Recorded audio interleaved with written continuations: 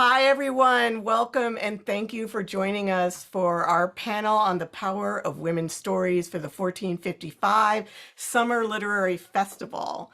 We're here to talk about women's lives, the reality as they experience them, the complexity historically and currently. And so our three panelists are all experts historically on some aspect of women's lived experience. These are nonfiction books, all true, that focus on the cultural, sexual, political lives, exploits, tragedies of women in the Victorian era and the Gilded Age, which is basically two periods that occur at the same time, respectively, with different names in England and America. And so we're going to be talking about, what we learned researching these books and some lessons that women of the past have for women of today in our current dire circumstance. First, going to introduce everyone. I'm Catherine Prendergast. I'm professor of English at the University of Illinois in Urbana-Champaign, surrounded by corn. And this is my last year in academia. Woo! My book, The Gilded Edge, Two Audacious Women and the Cyanide Triangle That Shook America, is out this year from Dutton Press, which is a Penguin imprint.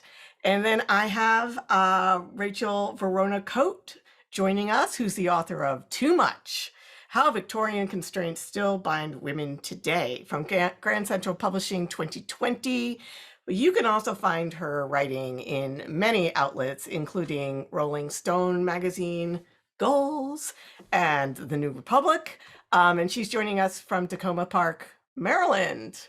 Thanks, Rachel. And Amy is a Brooklyn-based columnist, screenwriter, and New York Times bestselling author of 12 books. Most recently and relevantly for this discussion, The Man Who Hated Women: Sex, Censorship, and Civil Liberties in the Gilded Age, which has just come out in paper book since it's July 14th. And so it's from Farrar, Straus, Giroux. Please run out and get that. Okay, we're just going to be frank. We're pissed. We're going to start in the present. This is post-Roe. It has been overturned. We now no longer have bodily autonomy as women. So the sky that we knew was going to fall has fallen. And I find it interesting. People ask me when they read my book, which starts with a self-administered abortion in 1907, they were like, so, did you know this was going to be a thing when you were writing it? And it's hard to really answer that question because it's hard to research that history without knowing that setbacks are going to happen and that they are inevitable like this. So I'm going to throw it over to Rachel first and say, what is it about the Victoria era that kind of portends we might find ourselves in this situation today? Well, I think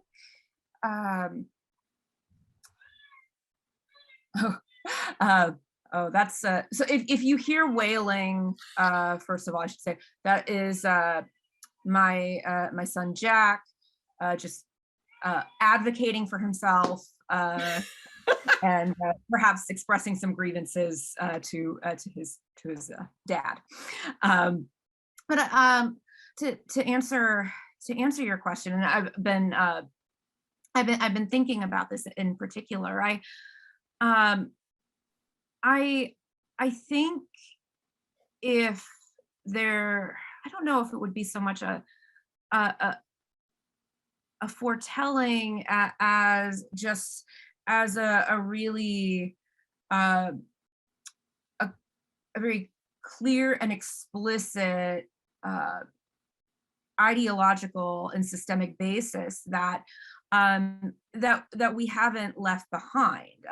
Just a really rigorous, fanatical monitoring and policing of sexuality, certainly of female sexuality, the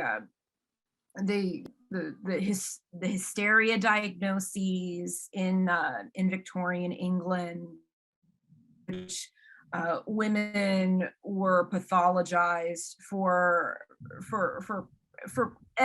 everything, every little whimper and expression of desire.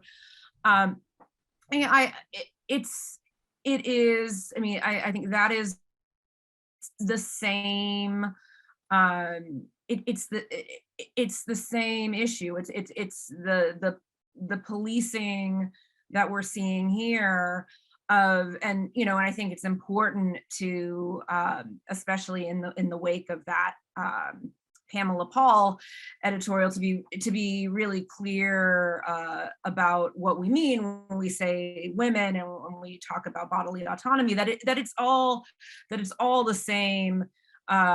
It's all the same stuff. The policing of sexuality, the policing of expression.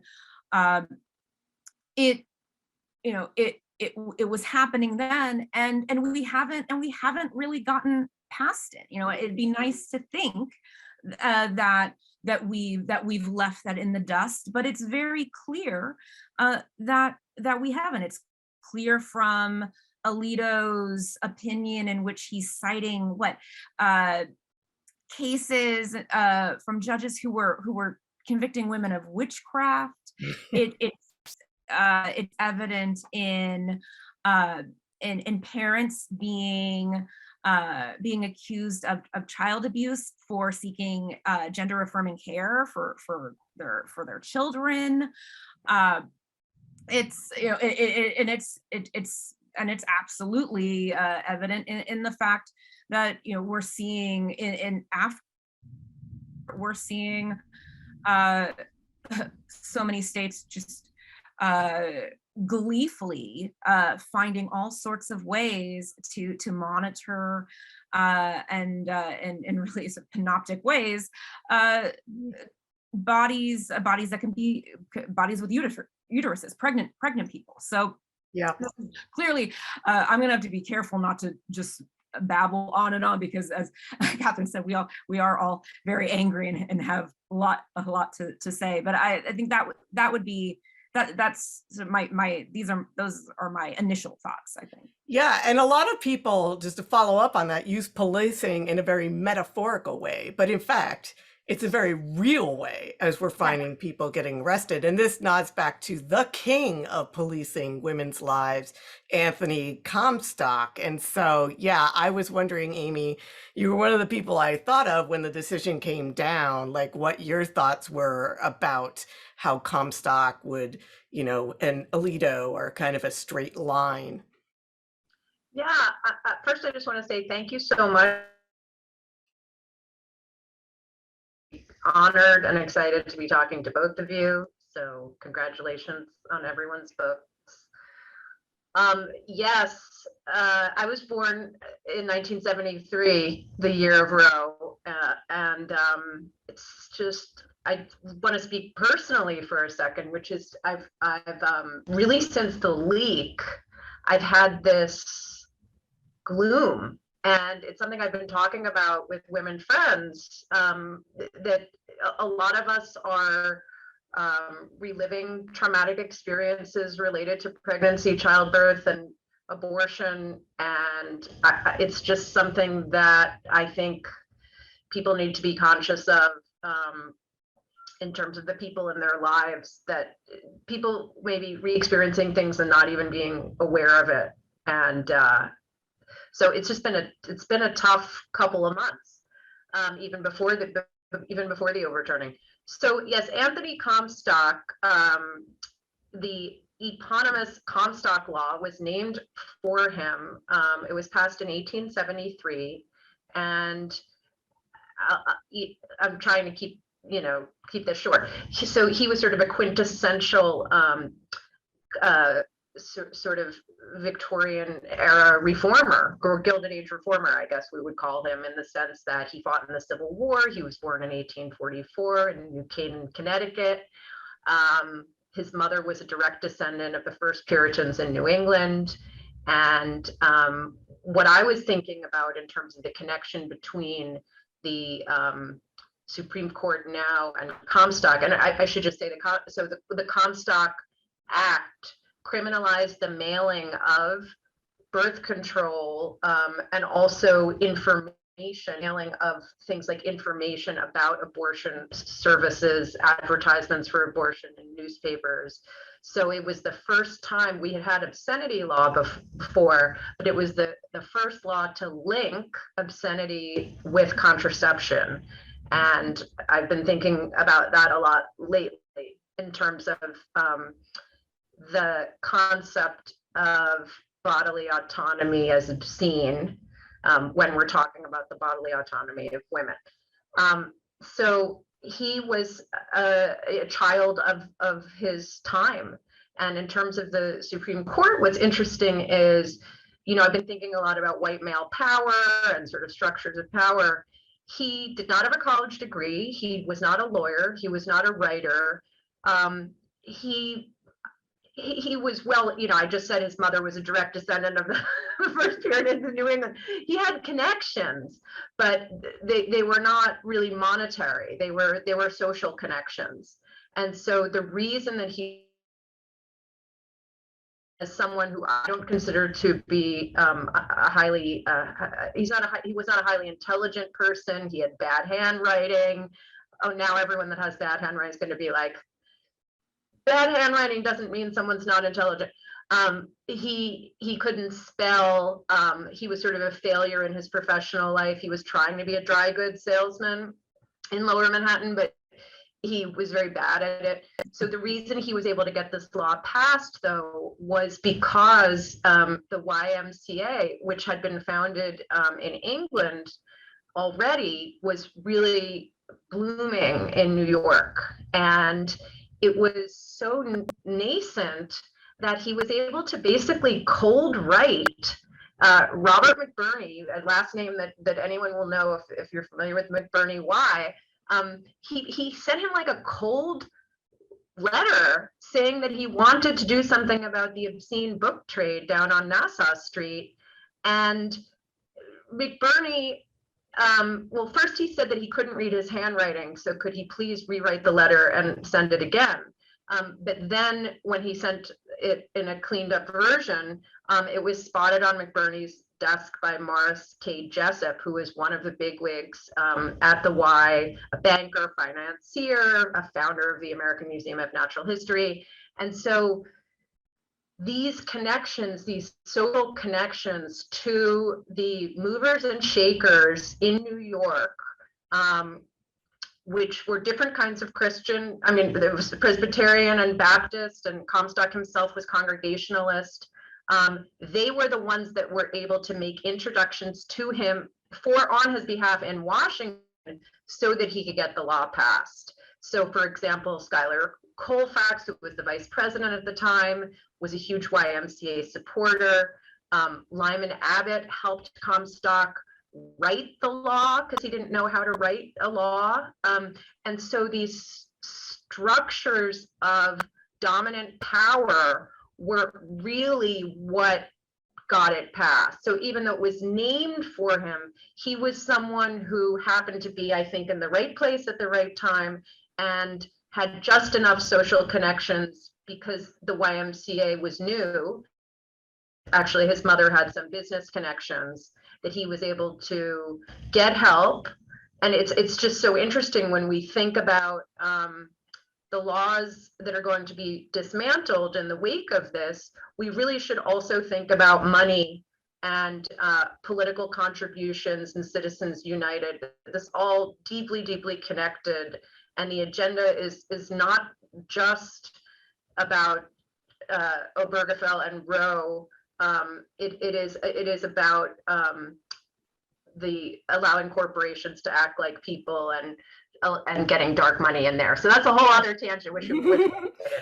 Well, yeah, I mean, the whole concept of personhood, I was hearing the other day, people think, okay, the question people ask, fundamentalists, is when a fetus is a person, but what we should really be asking is when is a woman not, and if you cannot control your own body, that clearly means you're not a person in any civics way. how we get here, though, I like that story of bumbling manhood into, through connections and a lot of Christian hocus pocus, feel goods, booing it along because that's so familiar. And in all our books, we're kind of trying to rewrite a history that's been written often from one side. Or in my book, there's a poet who's it starts with the abortion that she has in 1907. And I noticed that this was a letter she'd written to her boyfriend and that the last page was missing where she talked about it. And I kind of wondered, then that started the book in a sense, like, huh, it's under archives under his name. He was a, mediocre poet, Harry Lafler, and he got to determine what people see. And again, when I tried to find her story, it was ripped things, cut out, burnt letters, all sorts of it. I mean, obviously other people tell people to burn them. But yeah, there's a lot of very deliberate obscuring of the, complexity and often the joy even, and the humanness, if you will, of women's lives. And Rachel, for example, I found it interesting that we're always meant to think about Queen Victoria as this fat and therefore unattractive, and dowdy and therefore, puritanical, monarch.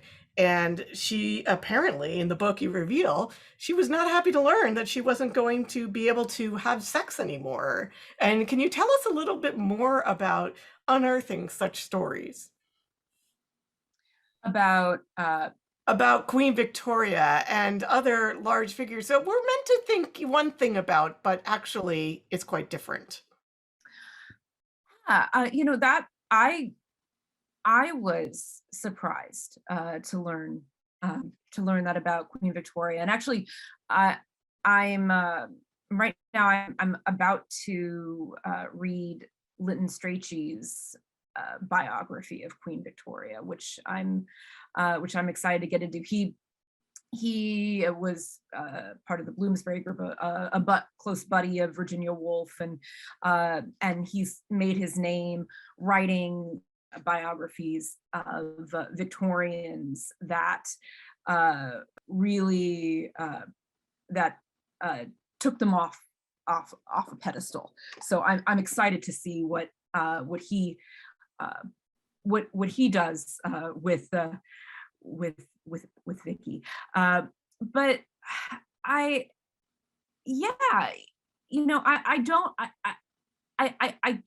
can't know how much would have been known about her at the time, and I'm not a Victoria scholar, so there are limitations to what I could say, but I do think that absolutely there's the case that she was it was sort of required of her to stand for a sort of maternal domesticity, that she needed to be this, was needed by the Victorians at large, by the sort of patriarchal ideology that really structured her milieu.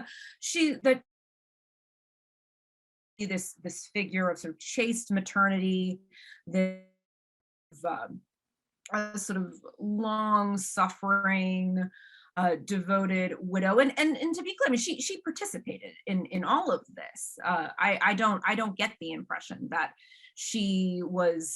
there was anything that she was rebelling against that, but that was the image. Victoria with all of these children, mourning Albert,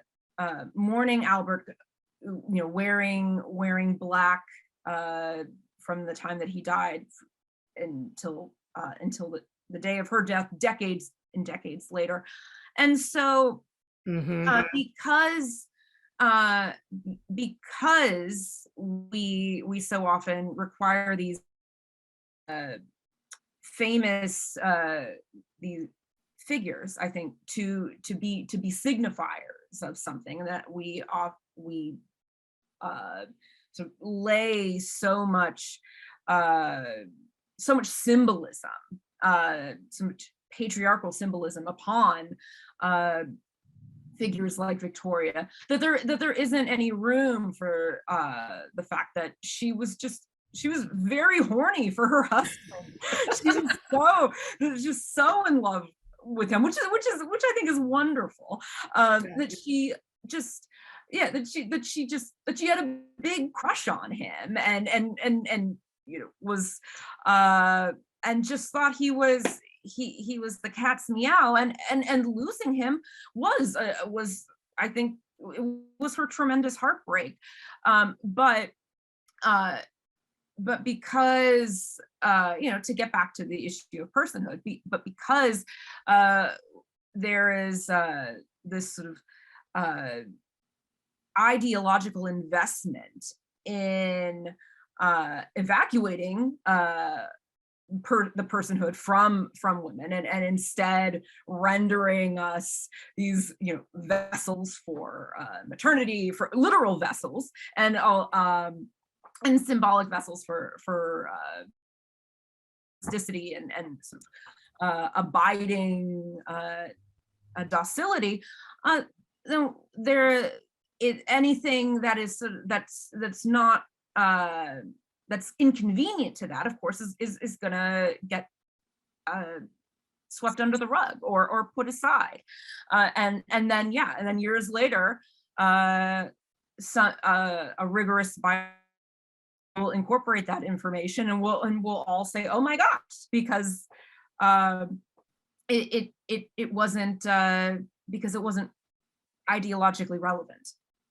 Yeah, I'm thinking of Amy Coney Barrett, and always surrounded by the many children, including the one she's adopting, from, by the way, other countries, to make arguments about the domestic supply of infants.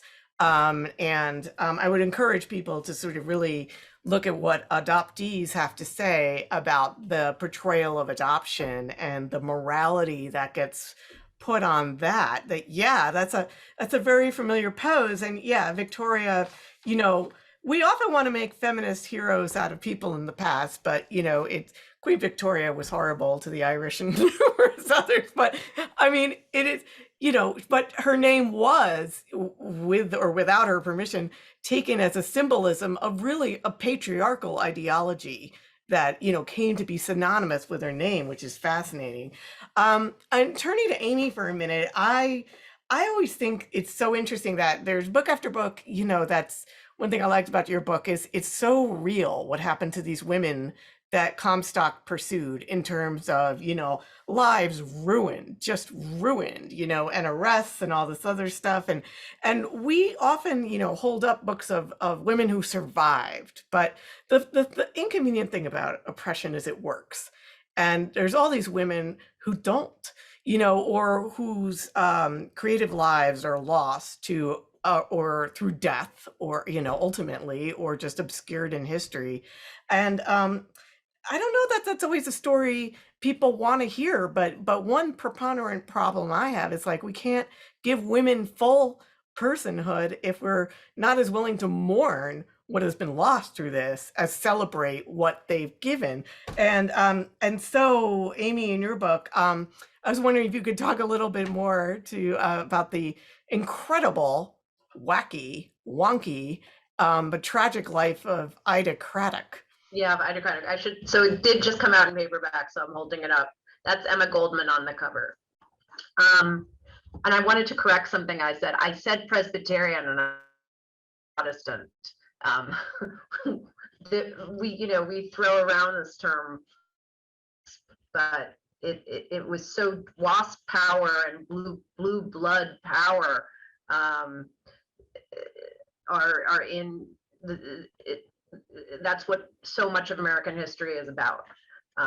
So delighted to turn from the subject of blue blood WASPs to Ida Craddock. So I wanted my book to be positive, but as you said, some of the sex radicals in my book, I write about women who were all prosecuted under the Comstock law, which included state laws, which is interesting now too in the context of Roe. In many cases, after the federal Comstock law was passed, in many cases, the states passed even more restrictive laws around birth control. So the case Griswold versus Connecticut was brought in Connecticut in part because of state and happened to be where Comstock was born.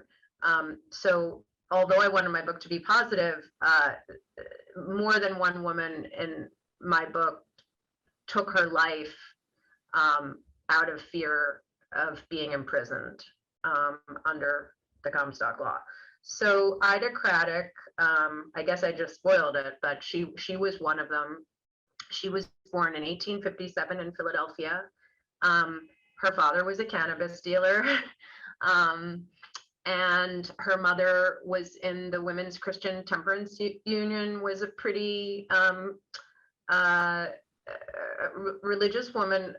Ida was sent to Friends Central, which is a very prominent Quaker school in Philadelphia, but was sent there mostly because the education was so good.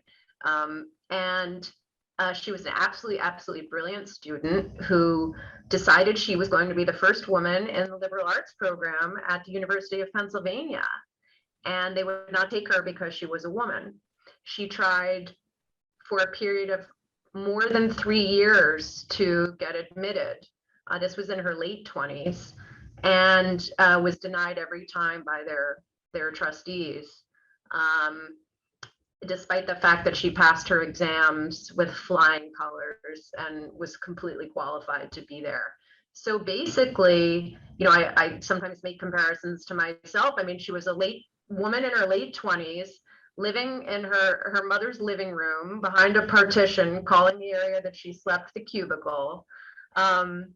I was writing about my sex life in like downtown New York newspaper when I was in my early 20s. Her father, by the way, had died when she was very young, which was a traumatic event in her life. She had a very domineering mother, so there was definitely echoes of mommy dearest there. And she was denied an education, so she started going to the library and reading about sex. And there were actually some pretty interesting books. And so she became kind of the self-taught student of something called phallic worship, which was sort of a mix of sex and semiotics. She became interested in world religions and fought with her mother so much she moved to San Francisco. It doesn't have these very contemporary echoes of like, I hate you, Mom, I'm moving to San Francisco. And then she couldn't get any high-paying work because she didn't have, you know, not only didn't she have a college education, you know, there were some women with a college education at that time, which was the late 1880s, but she also had refused to go to what was then called normal school. She did not want to be a teacher. She did not want to get a 2-year education. She was too brilliant for that. So she bounced around in San Francisco and through a weird connection got to go to Alaska and became obsessed with totem poles and phallic symbols and basically started pitching herself to these radical free thought journals, which were kind of anti-religion, but not anti-religion. They were sort of anti sort of conventional Christian religion, but curious about world religions. And through these various kind of concentric circles of free thought and some feminist causes that she was into, she wound up becoming kind of a speaker on like the left-wing circuit. And she started publishing these sex manuals. They were like marriage manuals for young couples that were really just incredibly bizarre for their mix of really good sound advice. For example, have your children minimum of 3 years apart. If your wife doesn't want to have sex, don't. But to be clear, Yeah. these are all based on her experience having sex with a ghost. Oh, you wanted me to get to that. Okay, yeah. So she wound up, you know what it is? It's that this book just came out in paperback and it's Okay, been 11 but I feel months. like that is the selling line. She had an erotic experience, I should say, and if it sounded like I was saying, she was kind of a neurotic erotic. She bought a Ouija board the year that the Ouija boards were invented, and I think either 1892 or 1893, and started experimenting with unseen spirits. She was very Who among open-minded us, about religion. honestly? And about religion, and so she kind of conjured this man who had been a friend of her mother's. So he had been a businessman, friend of her mother's, who she remembered. This was a real person who she kind of had a crush on when she was a teenager, because he would sit and talk to her while they're waiting for her mother to come down from her sewing. And he died young of tuberculosis. So she kind of conjured him as this ghost named Sohn, which was not his real name. His real name was probably like John Smith. And she basically started a very long sexual relationship with him, in which he gave her different kinds of orgasms.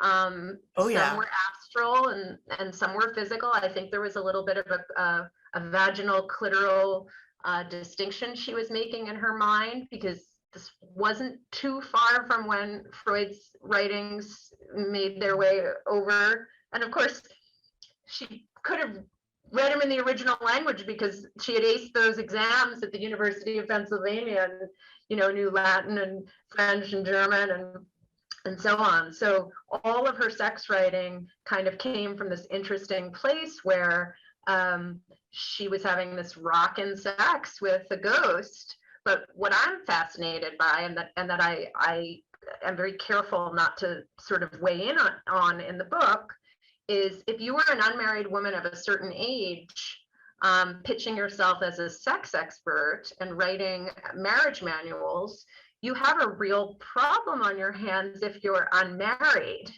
And so she started calling herself Mrs. Idocratic. And to her, they had gotten married in the borderland, the place between the living world and the dead. But what the reader can speculate on is, to what extent did it help to be married even to a ghost, if you were pitching yourself as an expert, because of course you couldn't have premarital sex. But I should say, because you don't have the book in front of you and you haven't read all of this, she wrote about him for approximately 8 years, filling hundreds and hundreds of pages about the sex. So this was a very, very real relationship to her. It was not just a publicity scheme for getting more people to read her stuff. No. But interestingly, when her work became attacked under the Comstock laws, and she would have kind of consultations with her various male, they're kind of William Kunstler's of their day, she would always talk about, defend me on freedom of religion, because that's constitutionally protected. And to the extent that my writings are about religious expression, and the sex that I'm talking about is spiritual, so she was very, very savvy. She sort of understood that free speech was in name only. And so she believed that freedom of the press and freedom of religion were better grounds to defend her writing. And it could still be. I mean, there is a case in Florida filed by a Jewish organization. And I mean, this is something I've said, being Jewish, is like, according to Jewish law, abortion, you're supposed to go with the, what the woman, what's good for the woman, not like, and so it feels very much like a Christian hegemony being forced. I don't think the words Christian theocracy are an exaggeration to describe the current circumstance at all. But it's so interesting that, definitely in civil rights in this country, when civil rights were introduced, the idea of freedom of religion was constantly thrown out as a reason to exclude blacks. Oh, yes, we're going to just find our own religious private schools that, you know, just happen to be all white, et cetera, et cetera. So this is an old game, and we know it well. Rachel, I'm sure you recognize Craddock as a too much woman. I'm wondering if you could read a little, whatever you want from your book. We're going to take a little time to read from the books because I think the language of this is so important. And start with you. If you could read us a section. Sure. Wait, and show the cover. Oh, yeah. Okay, this is Kick-ass cover. oh, I love her. This is it's a painting of Helen of Troy. And she looks very fussy. But while we're here, I'd forgotten about this until the other day, but we have this Yes. is yeah, there's I think that's a sneeze, and that's a cough. Mhm. But these are but they're but of course they look like they're enraged, but in fact they're doing something that's just very basic. So I think what I'll do is read a bit about well, let's see. Actually, I'm changing my mind. I'm gonna just read a few paragraphs from the very beginning of the book, from the introduction. A weeping woman is a monster. So too is a fat woman, a woman shrieking with laughter. Women who are one or more of these things have heard, or perhaps simply intuited, that we are repugnantly excessive, that we have taken illicit liberties to feel or fuck or eat with abandon. After bellowing like a barn animal in orgasm, hoovering a plate of mashed potatoes, or spraying out spit in the heat of expostulation, we flinched in self-scorn. Ugh, that was so gross. I am so gross. On rare occasions, we might revel in our excess, belting out anthems with our friends over karaoke perhaps, but in the company of less sympathetic souls, our uncertainty always returns. A woman who meets the world with intensity is a woman who endures lashes of shame and disapproval from within as well as without. The medical establishment would have labeled us hysterical, pathologically immoderate in emotional and physiological expression. Here's how practicing in London, one Julius Althus defined the condition in 1866. All the symptoms of hysteria have their prototype in those vital actions by which grief, terror, disappointment, and other painful emotions and affections are manifested under ordinary circumstances, and which become signs of hysteria as soon as they attain a certain degree of intensity. A certain degree of intensity invites a vast range of interpretation. And when it came to emotional eruptions, the Victorians were none too generous. Hysteria was hysteria. I just mashed up hysteria and Victoria. Hysteria was a convenient means of pathologizing and thus regulating feminine feeling and its expression. Today, as many of us grieve our political optimism and hammer out our anger on social media, we find our husbands, our boyfriends, our parents, our politicians diagnosing us with similar maladies. We're wallowing in it. Why are we so freaked out? We must be bleeding out of our wherever. Take a Xanax, girl, and calm down. And I'll stop there.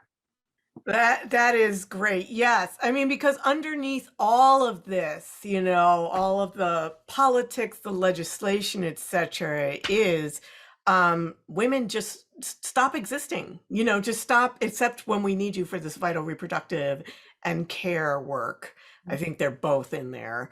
Just don't even burden us with your sorrows, your joys, your intelligence, as Amy's example brought up. It's just a total erasure. So too much. I just felt like when I read your book is like, you know, it's just like, be there at all. That's too much. Be there at all. Yeah. And that makes it so clear. Amy, could we hear from a section of your book?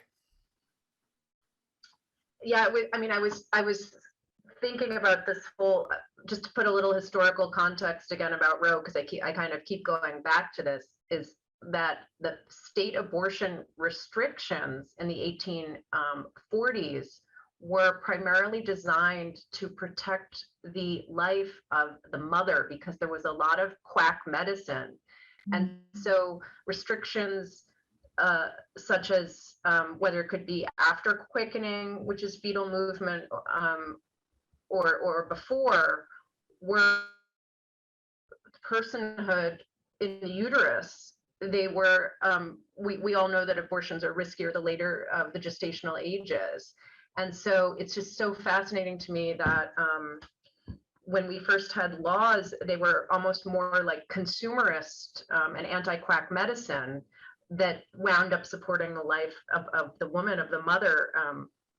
Anyway, we're just, so I'm going to read a little bit from the end of my book that I wrote probably in, 2020, as I was sort of waiting to see what was going to, happen with all of this.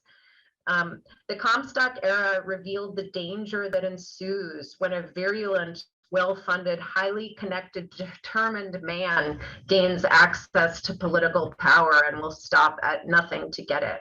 Today, 150 years after Comstock prayed to God for his bill to pass, we are still fighting over women's bodies. While most Americans support abortion, states have passed ever more restrictive abortion laws. And then I talk about, the various restrictions and chemical endangerment law. Wombs are still a battleground because of what they represent. Who owns women's bodies? Who should decide their fate? What are the economic costs of unwanted motherhood? How does childbearing impact women's ability to make and sustain a living? And what does this mean for men? Reproductive freedom has never been alone. It is about labor, power, economics, and opportunity. The sex radicals understood this, yet despite their centrality to the sexual revolution and modern-day feminism, they are largely forgotten. They were born too late to be at Seneca Falls, and most of them too early to chain themselves to Woodrow Wilson's White House gate. Greater historical awareness of the sex radicals can make them provocative role models for women emboldened by today's Me Too movement. And outraged by the 21st century rise of nativist, I was being so careful not to say, his name, rise of nativist sexist demagogues who want to turn back the clock to the Comstock era. And then how they sort of wouldn't get along with each other. The sex radicals that I was writing about, they were coming from really, really different places in terms of, premarital sex and religion and so on. And there was something sort of delightful to me about the fact that if they all had a party, they would be arguing the whole time. And I'm now just sort of paraphrasing a little bit, but one of the arguments that was very important to me in writing this book was to say that often in these conversations, no one talks about pleasure. And it's interesting now, sort of looking back, I stand by it, even with Roe being overturned, it's not like I want to go back and if my paperback goes into a second printing, to say, oh, let's get rid of that pleasure part because, the sky is falling. I still think that that we have to find ways to bring pleasure into the conversation, and these things are not mutually exclusive to figure out what's within our power to do about this dismantling, but not to stop talking about consent and pleasure and what's good for women, because one of the things I realized in writing this is it's so hard to imagine. And it's great hearing like that Victoria was really hot for Albert and horny and all of that. We know so little about their sex lives just because the sourcing is so limited. And I think that there were many women of this time period who had hot sex, orgasms, some in ways that are similar to how we define them today, some that are not. But it is just so hard. And I think people need to understand this. Marital rape was not just legal, it was the norm. And even if you loved your husband and respected him and you had a lot in common, you couldn't say no. And I think that also the one thing that we need to be thinking about in the wake of post-Roe landscape is repeated pregnancy and childbirth they continue to be so dangerous for women. And so the consequences of forced maternity, we hear so much about these economic arguments, which we know are particularly true for Black women. Abortion has allowed for more economic opportunity for different groups of people. But the other side of it is that this has catastrophic health implications for us, for our lives. Yes, and I'm glad you brought up Black women's, particularly because we know the maternal mortality rate is way skewed. So for Black women and they're already working on trying to get that, but this will, trying to improve maternal mortality for Black women survival rates, and that are already so low compared to white women. However, making it impossible to get an abortion is only going to work against any kind of policy change we try in the other direction. And people always think, oh, is abortion safe? It's like, have you ever gone through labor? Do you know, you don't really have a lot of control over how you think you do. There's a whole industry that's like, ooh, choose your setting. You don't know what's going to happen. The fact that childbirth is so much riskier to women than abortion. Yeah, a zillion times. And Amy and I were talking before Rachel got on. Amy had seen my tweets about, my hysterectomy, which followed 17 years after a 45-hour labor that, left my entire pelvic floor a mess for blah, blah, blah. And we're not supposed to talk about these things. Well, we're talking about them. And I think it's important that we do. I'm going to read just a paragraph from The Gilded Edge, which is my book. I don't know, because of the blurring out, that you'll see the cover. So at any rate, it came out in 2021 and the paperback will be out October 2022. As I mentioned, there's a poet who was part of the Carmel by Sea Bohemian group that kind of included Jack London and Upton St. Clair as sort of people that popped in and out, who died from cyanide at the age of 27. And the book starts with her, a letter I found where she's writing her then boyfriend about an abortion she's self-administering as she is self-administering it. You can see from the handwriting, the pain that she's going through. And I thought, wow, what a person, what a document. She describes going and getting the pills, which despite the Comstock laws, they were still available, though you couldn't, they were cannily discussed as suppressing menstruation or this or that or the other. There were all kinds of euphemisms that blossomed to get around the Comstock laws. So she writes about why she decided to go through with this. She said, "Very dear," Nora writes, her name's Nora Mae French, "I have been through deep waters and proved myself cowardly after all." She was never late, she explained, so she had gone to the druggist. His sweet letter had made her pause, she admitted, but in the end she did not see another way. "I have gone through every shade of emotion. It was as if we were walking together, and my feet were struggling with some pulling quicksand under the grass. I would come near screaming often." Okay, and that was directly out of her letter. And to me, that spoke to the unequal burden of, sexuality, reproduction as we deal with it in this country, even in bohemian circles or among sex radicals. We're having a different experience. And as Amy pointed out at the beginning, we're even having a different experience to Roe happening. There's some people are just like, okay, blah, blah, blah. And many of us going, wow, this shakes the core. And I wanted to talk, as in the last final moments we have together, about what women should be doing and thinking about now, and lessons that that we carry from having done this work. And I wanted to read a line from Rachel's book.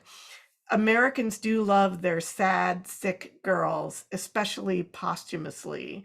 And that spoke volumes to me, because after Norma French dies, she becomes this, like, you know, there's copycat suicides, or poetry is seen as like some sort of like siren femme fatale thing, it's in the news, etc. She becomes this beautiful doomed woman that America loves,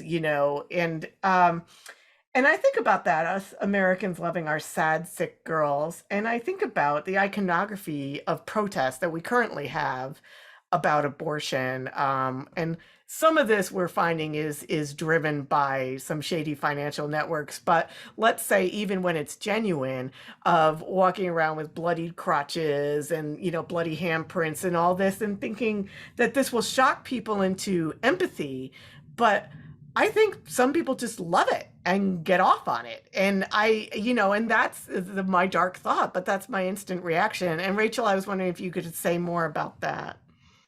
Yeah, I've been thinking ever since you in our discussions leading up to this, your question, what's the role of women's storytelling, and thinking about that question together with the iconography of the the saintly dead girl. I think that I think there's something to be said for considering these issues together, because yes, I see us, and I have been among the people sharing my own experience, my own scary experience with delivery, which just happened at the end of October. We're sharing these stories. We're asking people to bear witness. But the thing is that these stories, this personal storytelling that so many of us have been moved to do, which I think is a very human impulse in the wake of this horror, in the reality of actually of experiencing our full personhood being taken from us.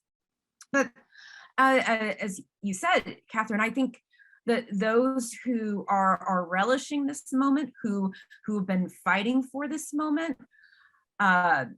the Christian right, there, I think my sense is that there's nothing that is so beloved as the full sacrifice of a woman, whether of a pregnant person, and certainly for them, they see gender in super binaristic terms. So the dead white cisgender woman, that I think is really, there's almost like an erotic sort of relationship to that sort of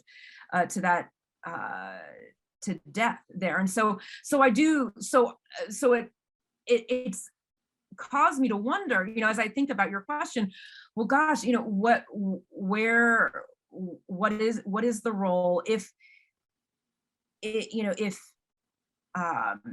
telling our stories isn't going to necessarily engender empathy, then what do we do? And I think a lot of it comes back to what Amy was saying about pleasure, about talking about pleasure, about insisting upon pleasure and joy, and I think there are theorists before us who've absolutely talked about the importance of that. And so I haven't fully worked that out, but I think that this is difficult territory right now, trying to figure out how to navigate the moment, and asking for witness for our experiences with with pregnancy and childbirth and abortion and miscarriage and stillbirth, but also wondering the extent to which it's going to be weaponized against us. So, Yeah, and it's almost like they're more offended by our pleasure than our pain. Yeah, As yeah. you know, saying, yeah, Amy. I want to jump in because there was something so resonant in what you were talking about in terms of Anthony Comstock's mother, because and I'm like, his most famous biographers wrote about him in the Algonquin Circle era. So I wrote my book 100 years, 90 years later. But the thing that I broke in this book that no Comstock biographer had ever written about is that his mother died of hemorrhage following the birth of his baby sister, Harriet. And Shocking when I saw that, because I never imagined this guy loses his mother through childbirth and then goes on to do all this. well, one thing is that many women died following childbirth, and it was either his sixth. I think it was her sixth birth. But anyway, he was 10. He writes about that when he says, when I was 10 years and 10 days old, I arrived home from school to find the loveliest mother that ever lived dead. And I was really reminded of that when you were talking, Rachel, because the sacrifice of having died in childbirth, I mean, she was in a pool of her own blood. I hope she had someone, with her, that she was laboring with someone. But that is, so when he writes about that, the loveliest mother that ever lived dead, he is hallowing her because she was the ultimate in the Victorian ideal, which is that your life is completely devoted to God, husband, and family and children. And then a bookend to that is that Comstock and he married a woman through her father was a Presbyterian elder. Her name was Margaret Hamilton. I think they sort of met through religious circles, but they were both having financial problems. Anyway, she was supposedly 93 pounds and never smiled, and we don't know that much about her, but we do know that very shortly after their marriage, I think within about 13 months, she delivered a girl named Lily, and Lily died of cholera infantum, which is summer diarrhea, which was a very common killer of babies at that time. And so here we have these like two bookends of the mother's death and this infant's death. They never conceived again. I'm assuming that they tried because of his perspective on things. And of course, we'll never know. I don't know whether she may have had, his wife, Margaret Comstock, may also have had delivery complications, and that may have been the reason that they never conceived naturally again. They did adopt. He basically stole a baby that he found in a Chinatown obscenity raid. And when I say Chinatown, I do not believe this was a Chinese baby. That he found this baby lying next to the corpse of her own mother who had died in childbirth. And then, so I guess it's really those three events, if you take a Freudian perspective, the death of the mother and then this infant, and then basically they never filed formal adoption papers, and they took this child back to Summit, New Jersey, where they lived. So yeah, I've been thinking, and then in terms of like action, one thing I've heard about is something like Women Stop Going to Work. What kind of radical action? The women that I write about in my book, the amazing thing is that despite the fact that, free speech and freedom of religion were so much in name only, there was an incredible power in radical publishing. I sadly don't feel that we have like a centralized place. There were so many Americans that read these really, really radical publications, newspapers that were everything from, you know, homeopathic to all these circles overlapped: feminist, suffrage, homeopathy, Spiritualist. spiritualist, yeah. And so I don't know, I feel like somehow we all have to start coordinating, because we don't people met frequently through these radical publications. And so you would be a reader, and then you would start writing them letters, and then you would get your own column, and you would have sort of a mouthpiece. And there was also a speaking circuit. You know, I've been thinking a lot about Victoria Woodhull, who's in my book, and Emma Goldman, who was probably the greatest public speaker who ever lived. Yeah, women were out there in public in a big way. And yeah, so oratorically. And yeah, I was thinking about this as well, in terms of the stories that get published these days, the stories that don't get published. Definitely there's a cue maybe for publishers to take out of this meeting, you know, in terms of what stories to produce. And when I think about my book, it contains 3 abortions, a miscarriage, and a death of infant and a mother. And this is just the stuff of life. And I do wish people would read more work in this period to understand what we are going back to, you know, that our ability to hopefully stave off or make safer birth has been channeled to making it compulsory, and monitoring people's periods, or monitoring this or that, or, you know, doing all the genetic testing. It's like we are really taking every medical advance possible to make a better cage for women to be in. And it shouldn't have been like that.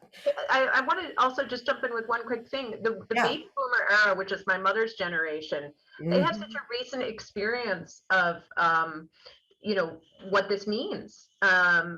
They've lived it. And if you get a bunch of women in their 70s talking, they will all talk about their illegal abortions. And many of them have been writing to me since my book came out. So I think there's a moment here for that generation of women who are still alive to start talking about their illegal abortions.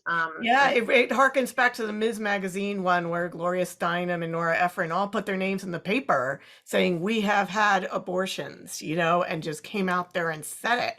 And I do remember, you know, I was born in 68, and I do have some dim memories of the pre-1973 time, and including a long visit by a mother's friend who was there to get a therapeutic, you know, physician's exception, as it were.